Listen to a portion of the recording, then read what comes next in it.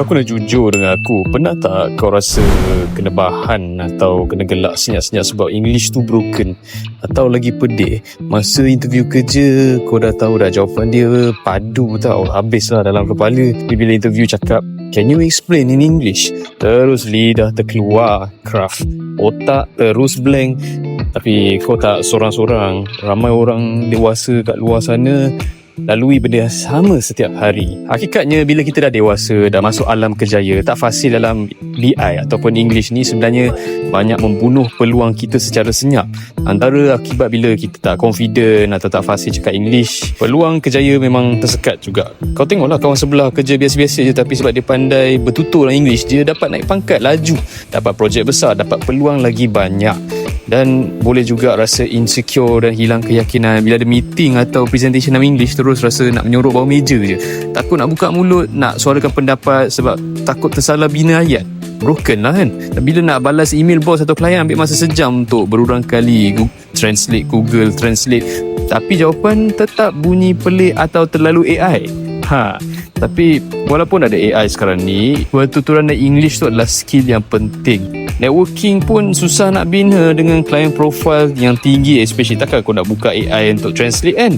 So rakan sekerja luar negara ni pun akan rasa macam canggung, awkward lah kan. Tapi persoalannya, kenapa dari zaman sekolah sampai dah berkerjaya kita still rasa susah nak improve English? Sebabnya cara kita belajar tu tak sesuai dengan untuk orang dewasa. Kebanyakan kita ingat nak pandai English kena buka balik buku teks grammar yang tebal nak mampuih tu, hafal past present tense, hafal subjek-subjek, verb agreement. Dah lah stress, penat, terus give up. Jangan ikut by the book.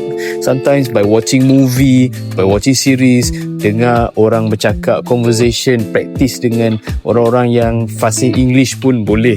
Tapi jangan lepak dengan orang-orang yang poyo dengan English kan. Tak boleh, hati kau pun jadi poyo. Sebab tu bila aku jumpa e-book ni, aku rasa ini yang benda yang ramai orang dewasa perlukan. E-book ni bertajuk Strategi Mudah dan Cepat Improve English untuk orang dewasa, karya Faaz Muhammad.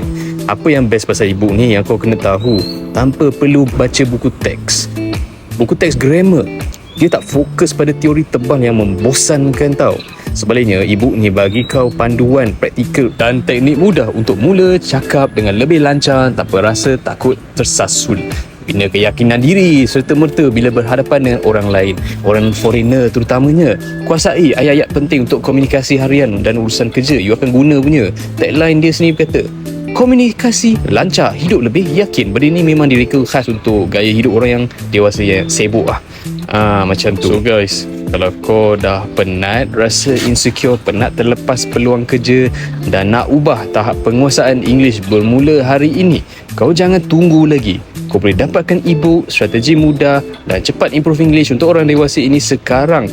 Tekan pautan link yang aku letak di ruangan description kat bawah. Sebelum kau pergi cuba komen kat bawah, apakah pengalaman yang paling klise atau kelakar yang korang pernah hadap semasa nak try bercakap dalam English? Jangan lupa like, subscribe dan share video ni dekat kawan-kawan kau yang mungkin nak improve English juga. Jumpa lagi di video seterusnya. Aku Daniel, thank you for watching.